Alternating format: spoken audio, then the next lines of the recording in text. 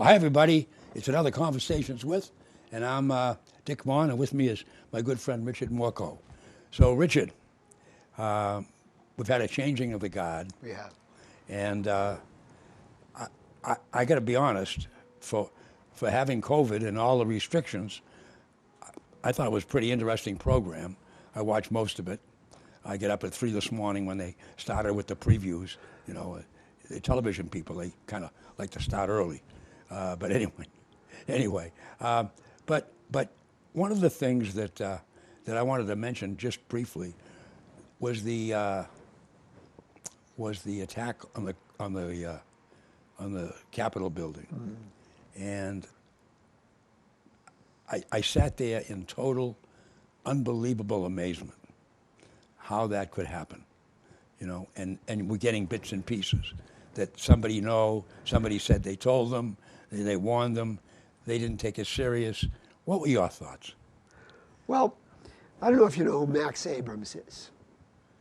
He's a professor at Northeastern. He's wrote a book about terrorism. Yeah. And he basically said, you know, they've walked back just about everything they said about how terrible it was.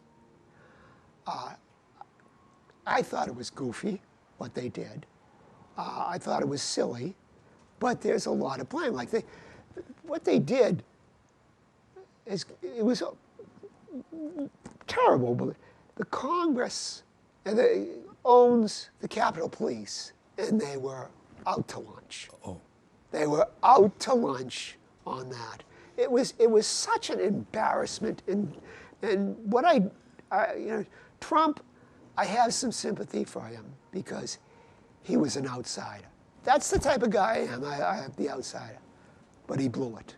He completely blew it, and it was a shame. I lost all sympathy for him on that. Oh yeah. Well, the thing that surprised me was what could have happened that didn't, and that means one of those congressmen or one of those senators getting killed, because it would have been a. The other thing was, I was amazed at the reaction of some of the congressmen. Now, if that's where I made my living, and that's what they do, that's where they live, and as we know, they got on the gym together and they bowled together, and some of them were outraged, and others didn't seem to bother them at all. And I was surprised at the guy that really surprised me the most was Senator Cruz from Texas, what his position was, because I figured he'd be one that would be up in arms, but he thought it was wonderful. Well, I'm kind of a history guy, and I remember when the senators were slaughtered, to a person, they were all slaughtered. They were killed. Did you hear about that? No? Actually, it was 397 BC. They were the Roman senators. Oh, the Romans. Okay. Yeah. Now, they refused to scurry. The Senungals captured Rome. The army went off. We'll try to reestablish things. We're told we're not going to stay. We're not going to go with it. But we're going to stand our ground, and we don't care. And they bravely did it and died. Yeah. Our Congress is not brave people. Well, they all ran down cellar. They did. This is just it. Now, if I'm not, if I were Congress, I'd be the first out the door. I know. I would if I saw that mob coming down the hall. But it's a joke. It's all a joke. The government's a joke. It's sad. It's. Oh, it was. I cried. I sat there and I had tears because 3 or 4 different times I had been in that building myself, been in the Senate building, been in the House section, and I told you I had lunch with Tip when he was Speaker, and when Ted Kennedy was sworn in, we had a big get together. When Kerry was sworn in, I was invited to go, and by the way, I got invited to the inauguration. I chose not to go. But that's beside the point. I didn't think I'd want to be in Washington today, just in case, But anyway, but I did get a nice invitation from my good friend, dear Joe, who sent me an invitation, and I was glad to get. But anyway, I kept thinking when they were fighting, when they finally went back into session, and I have to be honest, as I watched them going back into session, I kept thinking of you. And the reason I did is because they were authenticating the vote from the Electoral College. And now there's all kinds of conversations. And I know that's one of your pet projects is the reorganization Yes, yeah. of the Electoral College by having people elected to the Electoral College and so forth. But the fact still is that we sat today and we're still here. And one guy got in a plane and went, and the other guy comes in and takes over. I thought that for all President Trump, I mean, let's be honest. Donald Trump was a reality TV star who loved to fire people. Yeah. And I think looking back at his 4 years, the tragedy is, while he was a reality TV star, he never accepted reality.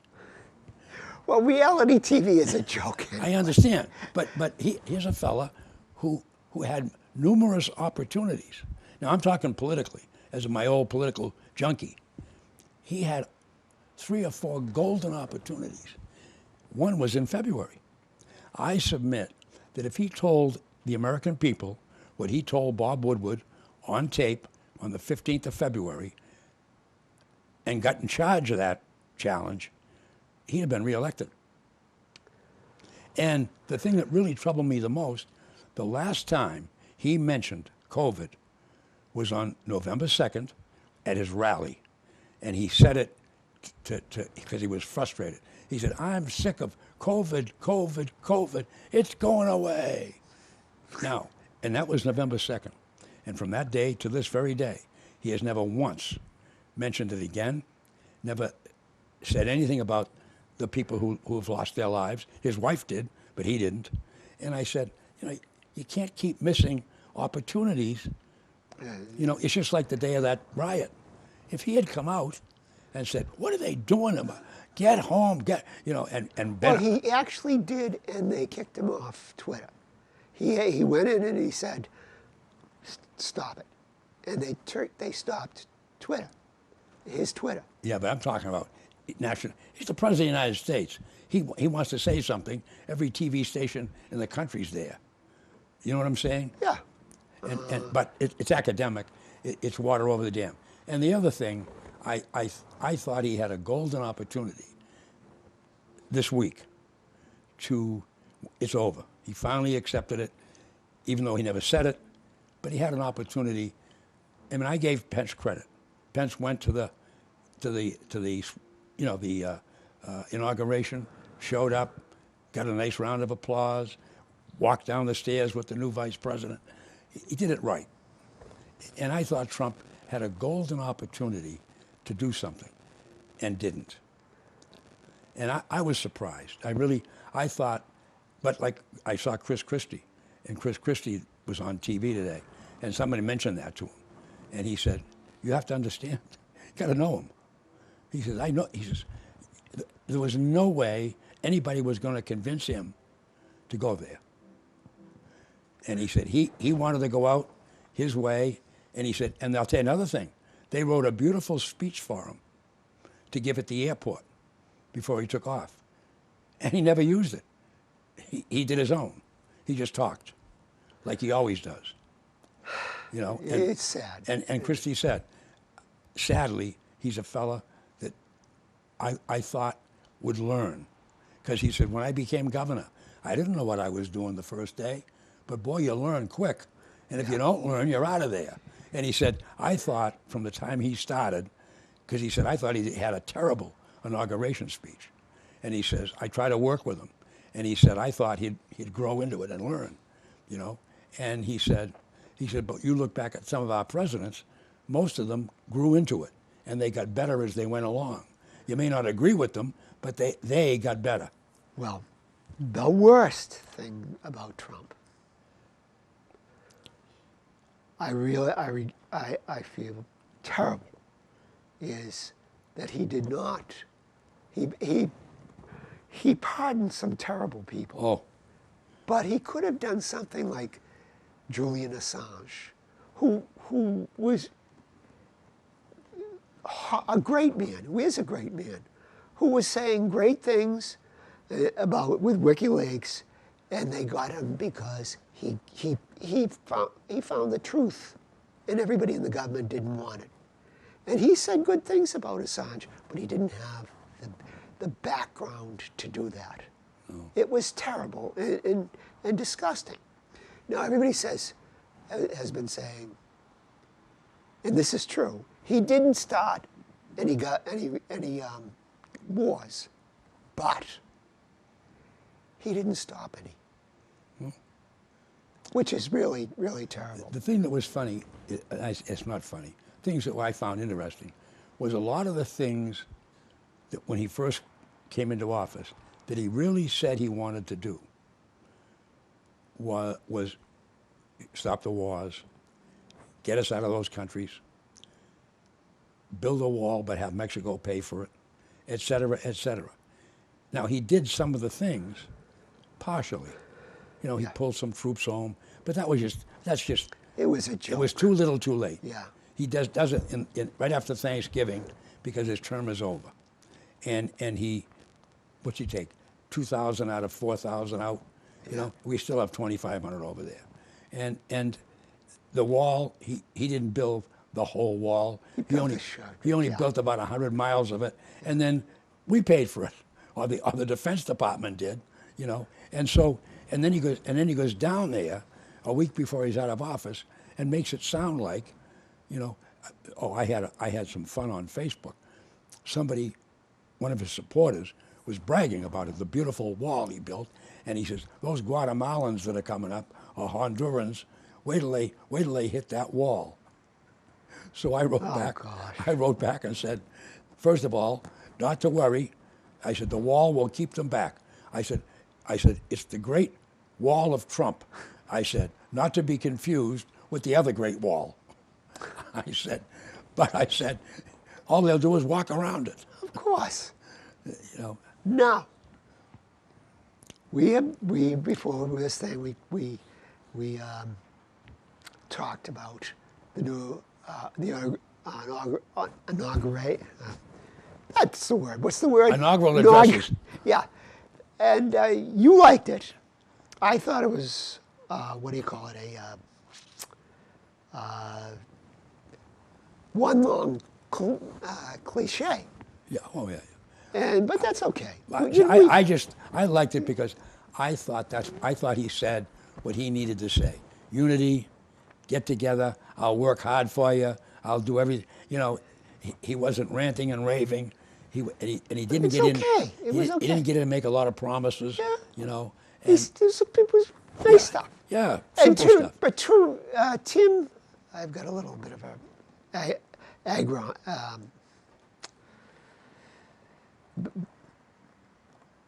I'll let you talk because I got a problem with it. Okay, but anyway, the thing that really, I thought he did a decent job. He went through it. It was simple. I don't think they stayed up very late at night writing it. I think they got. I think he said. I think he was Joe Biden. The one thing that I was happy with, he didn't lose his place. You know, he didn't mumble and stumble. You know, he got through it. Like I'm doing. Well, he got through it. And so the point is that for that purpose, I said, that's great. Now, I got to be honest. That girl that came out, Lady Gaga, when she came down the stairs in that dress, I said, what'd she bring her? What a job she did on the national anthem. Even the news people were raving. Did she sell that song? She did a great job. And they bring this little kid out at the end, the poet laureate. She was unbelievable. You know, I mean, they have some good people. I didn't think so. I will agree with you. You know, she did a good job. You know, they really brought her in. And but again, you know, it's I like a little of the pomp and circumstance, And I really, as much as I didn't think much of Trump as a president, I thought he missed a golden opportunity. He could have gone there today.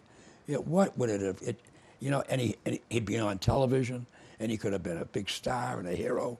He chose to get on the plane and have the 21 gun. The only thing that bothered me about him taking off. Now, if you're going to have a 21 gun salute, those are reserved for military funerals, as you know. Mm-hmm. And the only thing I was missing, now I would have, if I had planned it, I would have had a bugler. And when he started up the first steps of the plane, because there's a little landing, I'd have had the first bugler play taps. Mm-hmm. And then I'd had a guy 500 yards down the place, and when he got to the first level, play the echo taps. And then when he got to the top step and waved, I'd have had the third guy play the third echo of taps and wave goodbye. Arrivederci, Donnie. Well, I really think you should do it. You should have been there with your Greta Gummer. What do you call those people you used to do with the mummers? Oh, and you guys should have done that. Oh yeah, of course. That would have been. Oh yeah, we could have done that. Play. Oh, that would. Yeah, I thought about taps. I said, gee, we have the 21 gun salute. Might as well play taps. Sure. And do it right. Yeah. But and then he whisks the whole family, and off they go. And so the other thing that was very interesting, they had the limousines that they had up. They went over to the church, went to church, and came back. And they had the limousines, and there was no flags, and the signs are off them. Then when the next time I saw the limousines, they had the flags on them, and the presidential seal and the vice presidential seal are on the doors. So I said, oh, wow. I said, that's spiffy, That's what we do. Yeah, game changes. Yeah. The game changes. Now, By the way, what did you think of the majority leader of the Senate coming out yesterday and saying that mob that attacked the Congress was Trump's fault? I don't really care because McConnell is 88. He's a part of the party of government. Oh yeah. So anything that goes against that, it's terrible. Yeah. It doesn't matter because But up until now, he hasn't said anything about criticizing Trump at all. Yeah. So I was because if they're going to come now to a vote, that kind of lets people off the hook. Well, how can they do an impeachment? Yeah. Impeachment after the guy is no longer president. If you read it, it's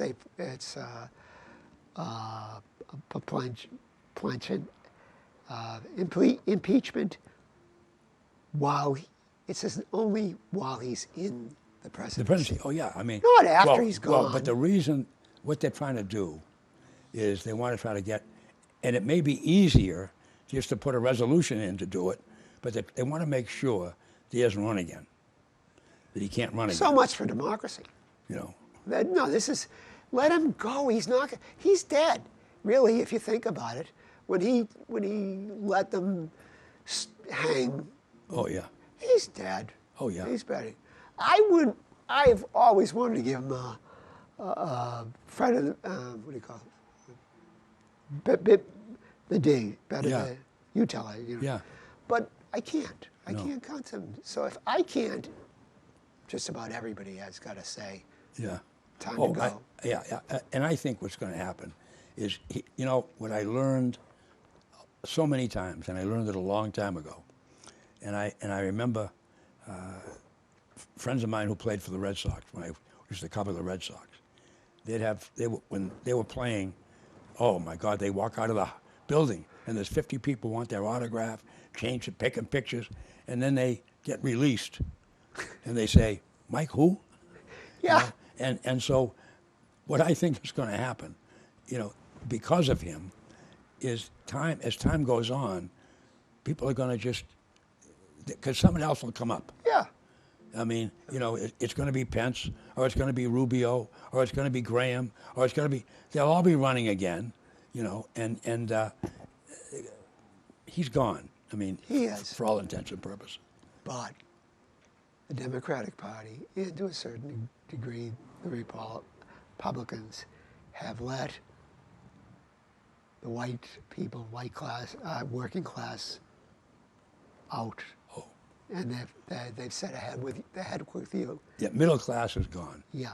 Done. So those people should say, what the heck? We don't care for you either. No.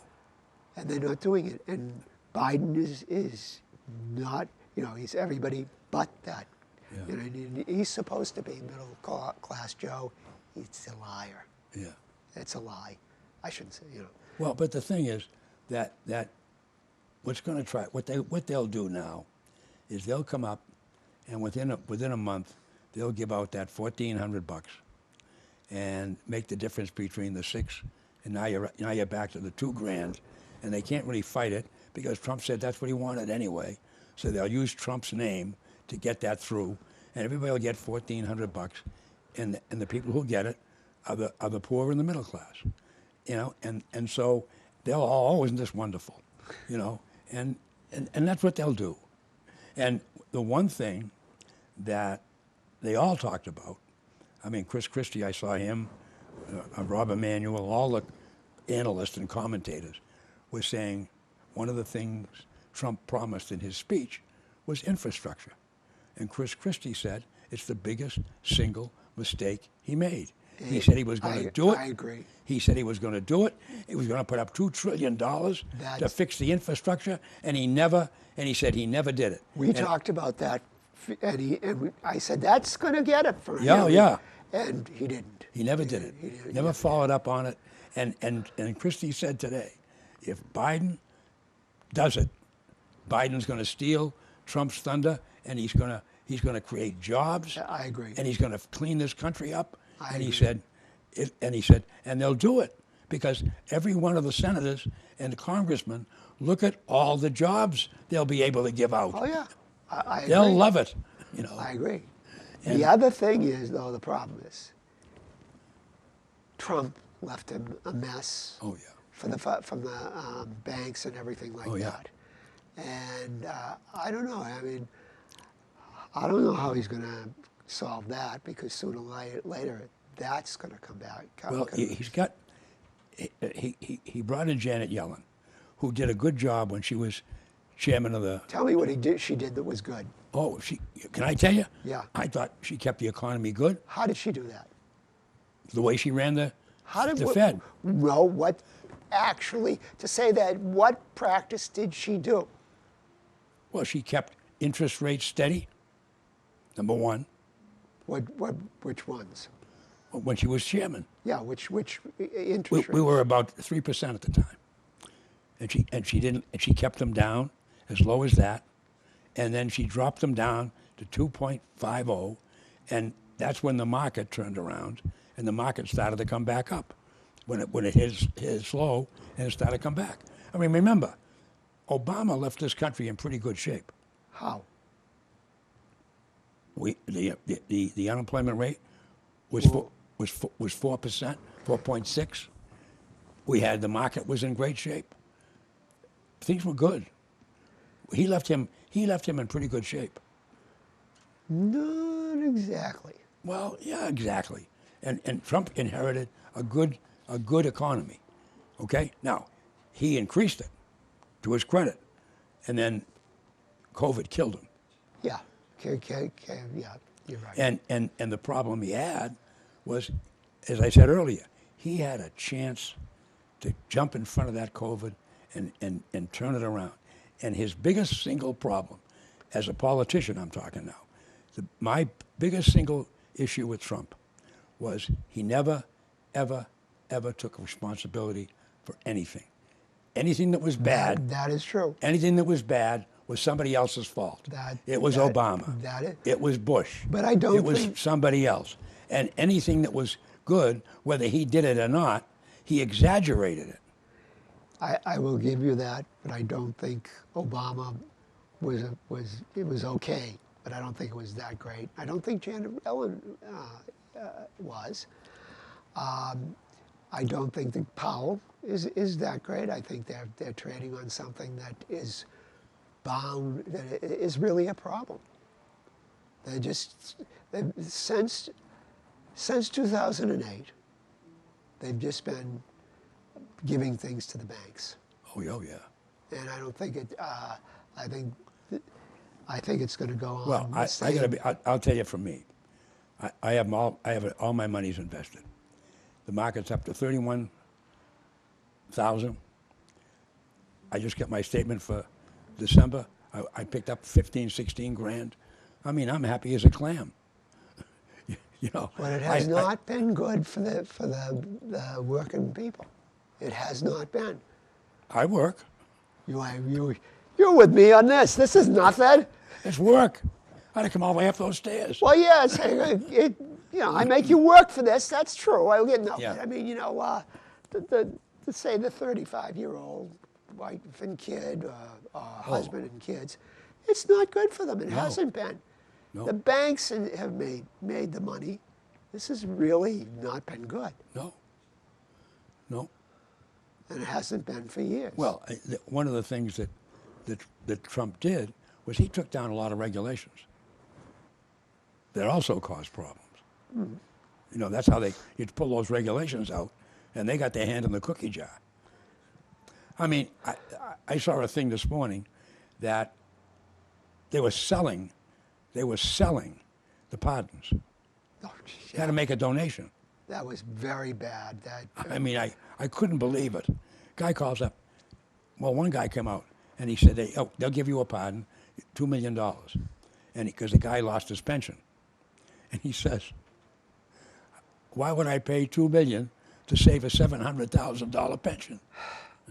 He says, it's not worth it to me. Yeah. He says, I couldn't believe it. That was the price. You know. It was very. Well, I think if and I have no idea if it's true, but if any of it's true, and and that same thing when he kept writing letters and he collected, $200 million for his defense fund, which they never spent, and and he's got $200 million, which now is up to $208 million that his people sent him. I'm thinking to myself, I know what he's doing. He's bagging up that money because he's going to need it to pay all these debts he's got. Yeah, I tend to agree with that. I mean, I always thought that he wasn't the billionaire he pretended he was. No. I mean, he's a dazzler. I call him a dazzler. And some people say con man. I don't think he's a con man. I think he's a dazzler. I think he puts on the dog. My father used to call that. Puts on the dog. Yeah. And presents himself a lot bigger and better than he really is. But he gets away with it. That's how he borrows money. That's how he can build these buildings, because the banks believe him. Yeah. He is a sad case now. Yeah. But anyway, it was a very interesting 4 years, to say the least. It was, and I feel sorry for him, but there's nothing there. No, and like I said, he was a TV reality star, and he could never face reality. I mean, and even if he was kidding, when he told people to go take bleach, and the doctor almost fell off the chair. When he looks at her and says, "Am I right?" she looked at him. I mean, go take bleach. But anyway, we survived, and we lived, and we lived to play another day. I hope so. I hope so. I'm not sure that things are going to go really, really well. Well, I think there's a lot of work to be done. Yeah. A lot of work, and you know where it's going to start? It's going to start right in the Congress of the United States. If the Republicans and Democrats, because it's really tight, they're right there, boy. If they work together and get some things accomplished, that's going to provide the leadership to the people who are naysayers. Why I disagree. The NDAA, they voted up a terrible, the National Defense Authorization Act that they had. Yeah. That was terrible, giving a lot of money for things we don't need. Oh, well, that's them. That Congress I'm talking about now. I'm saying that Congress is terrible. But you're right. But I'm saying if they now can come together and form unity themselves, it's going to be easier for the country to come back together. I don't see it. I see. All right. I don't. Well, we're going to find out. We will. Okay. Richard, thank you very much. Thank you. There you are, folks. That's another Conversations With.